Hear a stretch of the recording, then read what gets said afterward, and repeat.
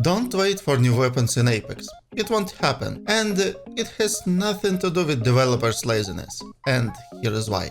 Everyone loves when their favorite game releases a new weapon, myself included. One of the most popular topic among the top Apex creators is that we're not having a new weapon each season. But the harsh reality is that there is a big reason for that, and it's much deeper than you might think. In a long while, we finally get a new airdrop weapon in Season 23, and watching people's reaction to the new APG, I see that community split it to those who love new powerful weapon, and those who hate it and demand a regular one instead.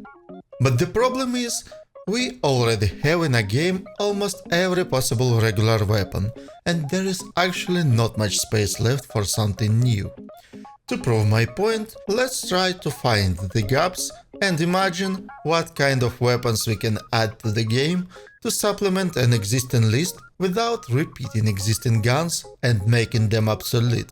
In general, we have 4 weapon archetypes which are implemented in each ammo type category. A slow firing and hard hitting, fast firing with moderate damage, and something in between which I don't have name for, and a burst fire. So we have 5 types of ammo and 3 distances of engagement. Let's start with close range and analyze what archetypes we already had. In pistols we had a slow firing wingman, a fast firing RE45, and P2020 is in the middle ground with its akimbo version. So, as you see, most archetypes are already in a game, and the only thing we are missing are pistols with the energy and heavy type of ammo and a burst firing mode. Now combine 2 of them and with all honesty say, how happy would you be if something like that will be added next season?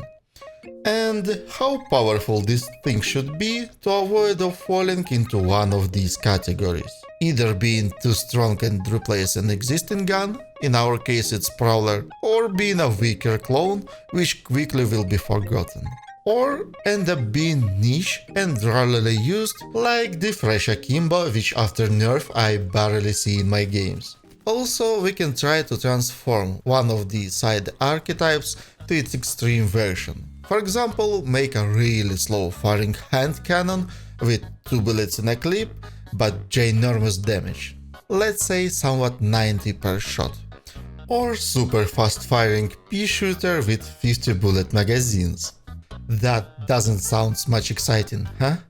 SMG category is so overcrowded that developers need to constantly put one of them into airdrop just to not have 2 very similar guns in a game at the same time. That was actually the reason why we didn't have select fire for Prowler for a long time. In reality, SMG category lacks only slow firing hard hitting archetype, which is not very well suited for this type of engagement and probably won't make you happy. You might think, what about the shotguns? And yet again, it has everything. A fast firing Akimbo, slow firing PK, full auto EVA 8 and even a burst fire with double tap mode. And if EVA 8 full auto is kinda questionable, I barely can imagine a full auto energy shotgun with even faster fire rate but weaker damage and a big drum magazine in Apex. So the only thing that possibly can fit there is a high caliber 1 bullet pocket rocket, which probably you don't want to see and play against. Then what about AR category? As a slow firing one we have a flatline. And I really don't think that you want another one which shoots like Rampage or even slower. We even got 2 burst fire weapons and one of them is hybrid, which actually is an interesting solution. Same with the machine guns, where developers were trying to implement something new. We have a super fast firing Devotion with wind-up mechanic and a Speedfire with moderate fire rate. L-Star developers tried to make unique by adding an overheat mechanic, which is fine but not that great to make another weapon with it. For example, Do you want an energy boost firing pistol with rising fire rate and overheating mechanic somewhat similar to All-Star or Star Wars?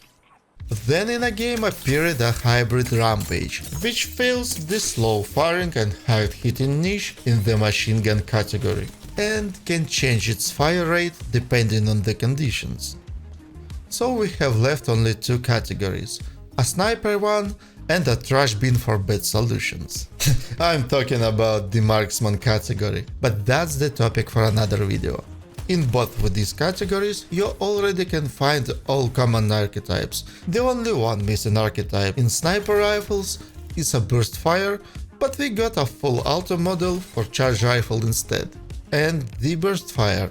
Again we got the double tap model for G7, so as you see, almost every possible weapon is already in a game.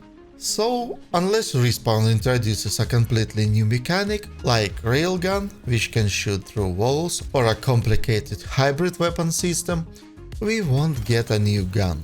Simple solutions will not work anymore. Only something very complex and unique can satisfy the hungry player base, which from season to season demands something new, and knowing the current state, developers can't pull it out of thin air. You might argue that, look, Call of Duty has a bazillion different guns, and they are adding more and more and everyone is fine with it. So I have to ask you, do you really want to have a shitload of non-viable guns while only 5 to 7 of them are meta?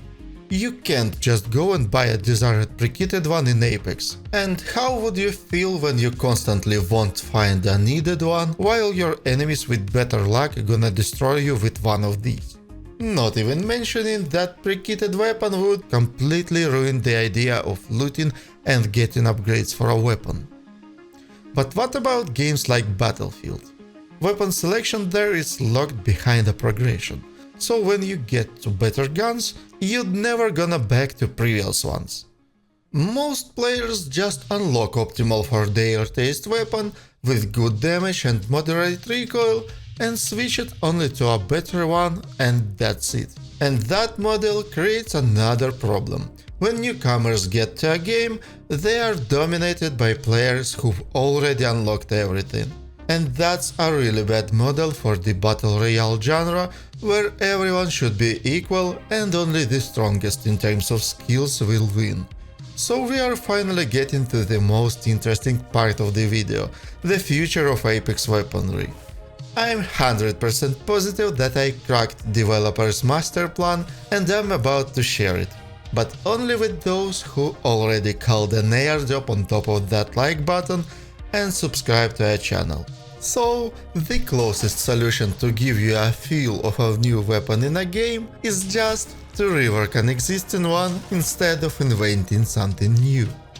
You might notice that in the last few seasons we had a lot of new modules which bring something unique to existing rifles.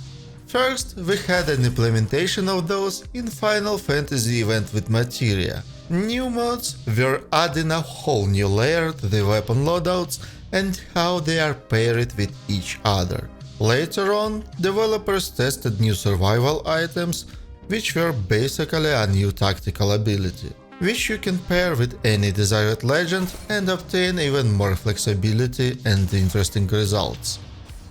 New season came, and devs rolled out reworked Car, G7 and Nemesis with new built-in perk for ult charge. Then we saw a new round of testing with Rift Ticks when 3030 had Life Leash or Devotion had an EMP explosion. All that was supposed to refine the idea of perks for weapons even more. Next, we had the Final Fantasy event again, on top of Rift weapons. And now developers announced a unique Rampag's airdrop where some version of the same weapon has different traits. I can easily bet a half of a cookie that later on each weapon that goes into airdrop will not have only 10 to 15% stat increase, but some special perks as well. So now you see where it's all going. Instead of making a new weapons, which barely can satisfy anyone, the only way to make the game fresh for players is to add more and more unique abilities for different weapons. For now, developers had only one issue. They don't know how to manage the main problem. We've got too many hop-ups in a game, so obtaining desired weapon with a needed golden hop-up is a problem. The more hop-ups they gonna add to the game, the harder it will be. And that's the main reason why every time they add some new mods, they took some old ones from the game. What else we can expect from the new weapons? For example, some exotic bullshit, like a bow, which we already have, and a crossbow, which was leaked a long time ago and now supposed to be a new hero's ultimate, because as for a regular weapon it's not good enough. And we even have a throwable knife, which I think they're gonna add at some point.